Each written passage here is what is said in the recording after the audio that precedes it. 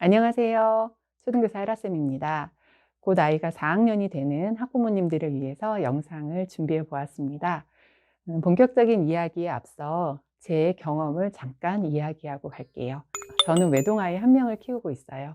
우리 아이 3학년 때 수능 공부를 했고 4학년 때 제가 교대에 입학하면서 지역 이동이 생겨서 저희 아이를 교육대학교 부설초등학교에 전학을 시켰어요. 저희 아이를 전학시켰던 교대 부설초등학교는 한 학년에 3반이 있는 규모가 크지 않은 학교입니다.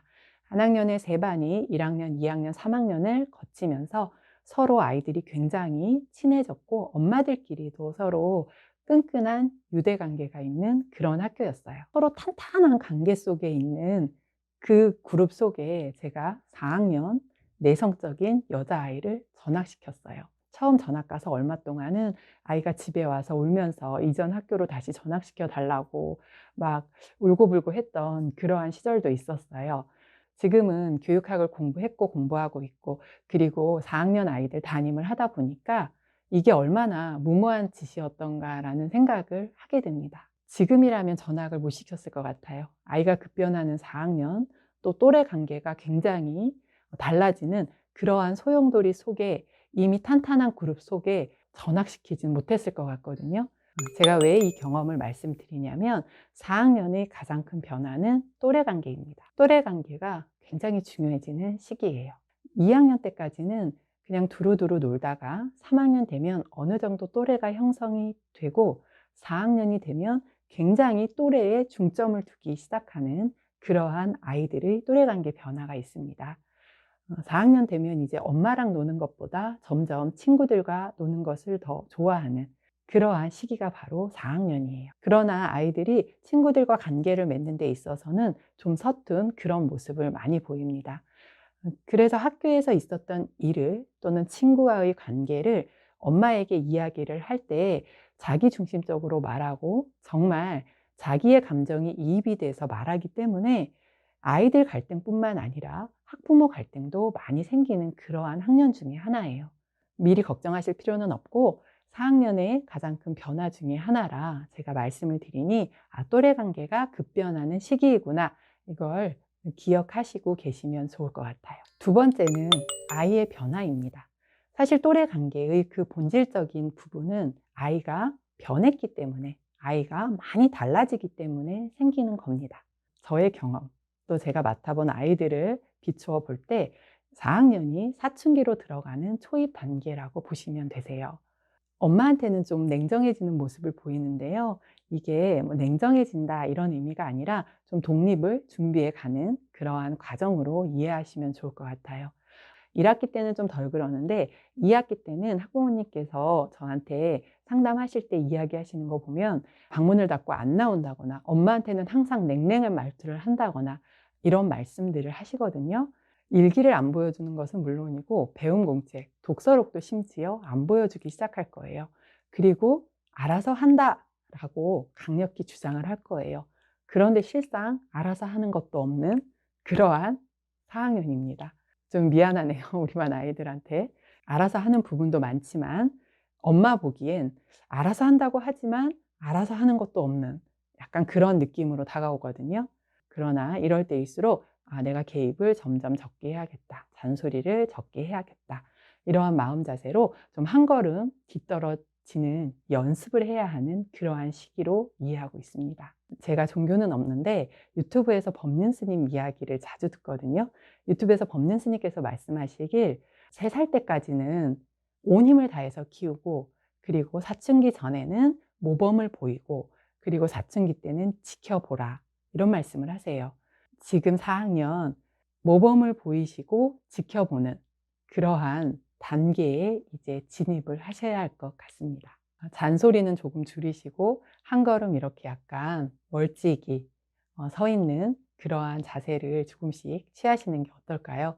4학년 때 아이의 변화에 놀라지 마시고 우리 아이가 잘 크고 있구나 라고 생각하시면 될 것 같아요. 그러다가 뭐 학교 생활이 너무 걱정이 되시면 아이를 닥달하지 마시고 담임 선생님께 먼저 상담을 요청하셔서 우리 아이가 학교 생활에 있어서 어떤 문제가 있는지 이러한 것도 조금 여쭤보시면서 함께 그렇게 아이를 지도해 가시길 바랍니다. 4학년의 변화 중 하나가 생리를 시작하는 아이가 생겨요. 그럼 가끔 학부모님이 저한테 전화하셔가지고 너무 이제 어리니까 이렇게 염려스러운 말씀을 하세요. 그런데 그 전화 속에 굉장히 학부모님이 아쉬워하고 속상해하기까지 하는 그러한 제가 느낌을 받거든요.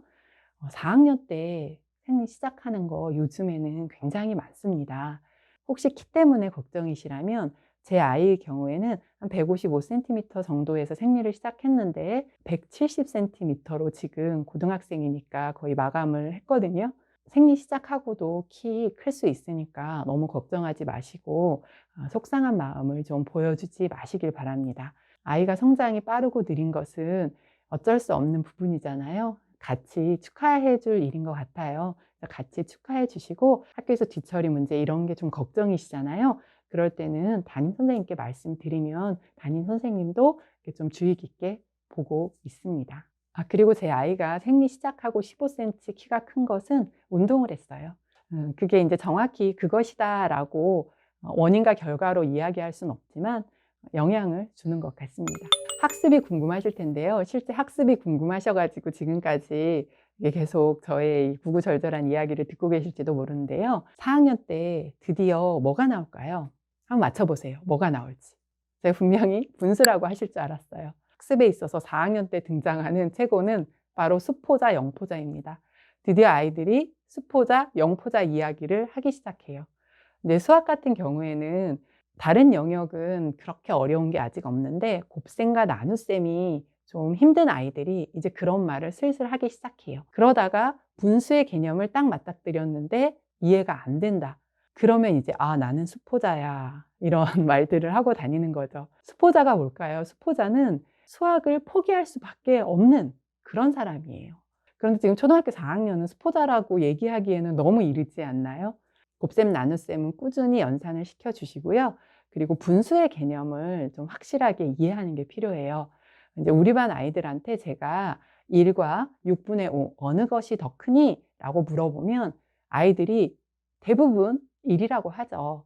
그런데 제가 정말이야? 정말이야? 이렇게 얘기를 하면 아이들이 고민해요. 갈등하고 그러면 몇 명이 6분의 5라고 이야기를 하는 친구들도 있어요. 분수의 개념이 우리 어른에게는 참 별거 아닌 것 같지만 초등학교 4학년이 받아들이기에는 쉽지 않은 개념이에요. 실생활에서 분수의 개념을 조금 더 이해시켜 주시면 좋을 것 같아요. 사과 하나, 1, 그 다음에 조각조각 이렇게 해서 분수의 개념을 좀 더 확실히 이해할 수 있었으면 좋겠고요. 그리고 수학의 유용성에 대해서도 계속 강조해 주세요. 혹시 우리 부모님도 수학의 유용성에 대해서 잘 모르시는 건 아니시죠?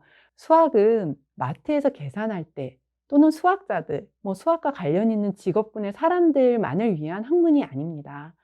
그러한 과목이 아니에요. 수학은 실생활에 굉장히 유용합니다. 그냥 단순하게만 생각해도 수학은 우리 대뇌 발달에도 굉장히 유용하고 사고력 측면에서도 정말 꼭 필요합니다. 무수히 많은 입시 전형에서의 변화가 있었잖아요. 그런데 왜 그때마다 좋은 대학들은 다 수학에 항상 강조를 두었을까요? 수학이 그만큼 유용하다는 것이고 수학을 잘해야 이 아이가 나중에 대학에서 공부할 수 있는 능력이 탁월하다. 이게 비례관계에 있기 때문에 그런 거예요. 수학은 아주 유용한 과목입니다. 우리 부모님들도 꼭 기억하셔서 분수의 개념 그리고 수학의 유용성 이것은 4학년 내내 좀 강조해 주시길 바랍니다. 그리고 수학이 국정교과서에서 검정교과서로 올해 바뀌거든요. 그렇다는 이야기는 시중에 많은 출판사의 다양한 수학 교과서와 수학 익힘책이 있다는 거예요. 우리 학교에서 사용하는 것 말고 다른 수학 익힘책을 한 권 더 구매하셔서 예습 복습에 활용해 주셨으면 좋겠어요. 영어 같은 경우 영포자가 생기긴 하는데 비율은 많지 않아요. 영포자가 생기는 이유는 영어도 교과에서 굉장히 중요한 비중을 차지하는데 실제 학교에서는 일주일에 2시간 80분 수업밖에 하지 않거든요. 그 수업만을 믿고 예습 복습도 안 하고 이러면 4학년 돼서 좀 힘들어요. 영어에도 좀 투자를 해주시면 좋겠어요. 초등학교에서는 비중이 별로 없지만 중고등학교 가고 수능까지 가면 영어 비중이 여전히 굉장히 높잖아요. 특히 올해는 영어가 많이 어려웠다 이야기를 했어요. 들으셨을 거예요. 그 이유 중에 하나가 EBS 연계 방식이 직접 연계에서 간접 연계로 바뀌었어요. 즉 주제나 소재 이런 것들만 연계를 했다는 얘기죠. 영어도 어렵습니다. 매일 1시간만 하면 돼요. 물론 더 많이 하면 영어 엄청 더 잘하겠죠. 그러나 1시간만 투자하고 나머지 시간에는 다른 거 해야 되잖아요. 그래서 1시간, 제가 가끔씩 아주 뜨문뜨문 영어에 대해서도 올려드리고 있으니 참고하셔서 영어 공부도 시켜주시길 바랍니다. 마지막으로 책 읽기는 딱 하나만 지켜주시면 돼요. 더도 바라지 않습니다. 그 하나가 뭐냐면 아이가 책을 읽었으면 좋겠다 라는 생각이 드실 때 나도 책을 읽는 겁니다. 4학년에서 학부모님 이런 모습이 제일 안 좋은 것 같아요. 아이한테 막 책 읽으라고 잔소리를 했어요. 그래서 아이를 방으로 보냈는데 정작 우리는 소파에 누워서 TV 틀어놓고 휴대폰으로 카톡하거나 게임하고 아이 책 읽지 않습니다. 부모님께서 모범을 보여주셨으면 좋겠습니다. 부모님이 살아가는 삶의 태도와 그리고 살아가는 모습 이런 것들은 우리 아이들이 다 보고 배웁니다. 책 읽는 모습 꼭 좀 아이 앞에서 보여주셨으면 합니다. 저도 그럴게요.